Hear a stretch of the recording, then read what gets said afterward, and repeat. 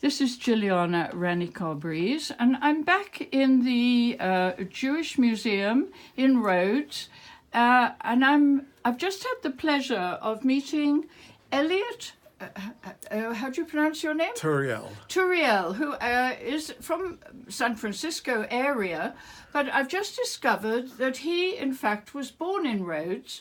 Now tell me what happened, because it was during the war, wasn't it? It was during the war, and the Italians were here in Rhodes, but towards the end of the war, the Germans came, and Italians left, and it was already 1944, and late in the war, in July of 44, they decided to round up all the Jews of the island.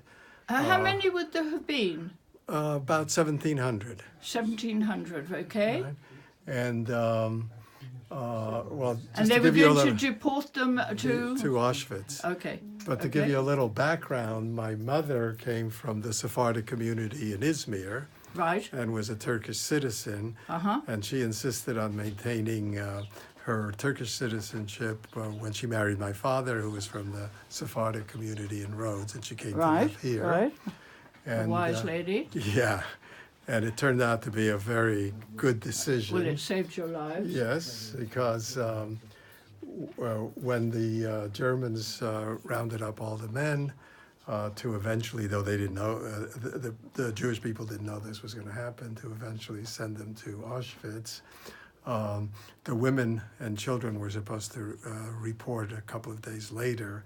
But this man, whose picture you can see here, right, Selahattin Okerman, was a Turkish consul who intervened and told the women who were Turkish citizens not to report, that he would go and talk to the Germans. Just point where your name is, with the family name. And this is a list of all the names, and that's our family name, Turiel. Turiel. And so the whole family was saved? Yeah, the four of us. So my father, mother, my brother, whose name was Mawas. Where are you? Right here, Al Yakim. Unbelievable. Right.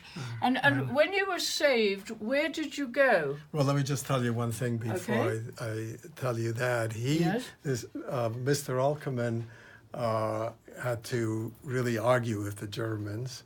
And he argued that they were all Turkish citizens, and any members of their families were under his protection.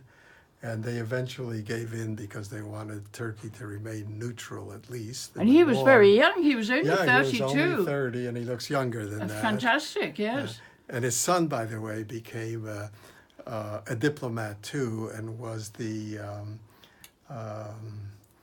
worked for the UN.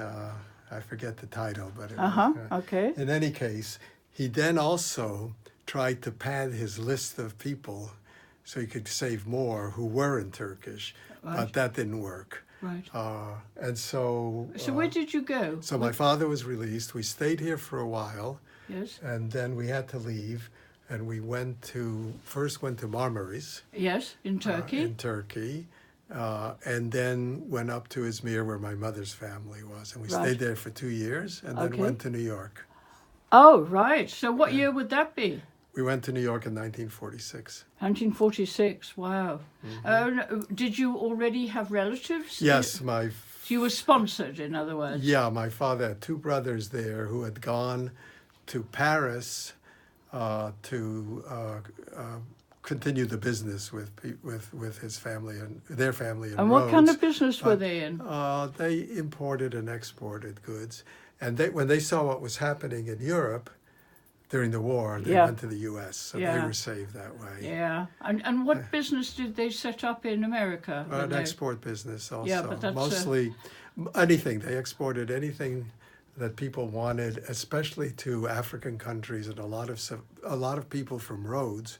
I don't know if you're they went to the aware Belgian of this. They Congo. went to the Belgian Congo in the 20s, and for that reason, there was a pretty large community from Rhodes in places like New York. I know that, and South Africa as well. Yeah, that's right. Yeah.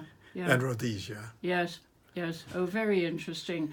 Now, you today are a psychologist. Yeah, I'm a Probably an professor. eminent one. I bet if I Google you, I'll find you.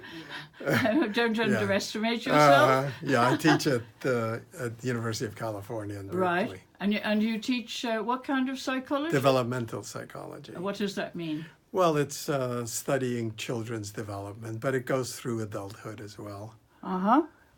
And I study their social and moral development. And I even study... Have you written books? Yeah. Uh-huh. Yeah. Academic books? Yes. Yes. And you lecture? Yeah. And you go to conferences? Yeah. Which is why you're... I'm going to a conference from here in Amsterdam. Right, right. Okay, well, thank you very much. You. It was delightful to meet you, Nice and I to wish meet you you. good luck. Thank you. Bye-bye. I can give you my email address.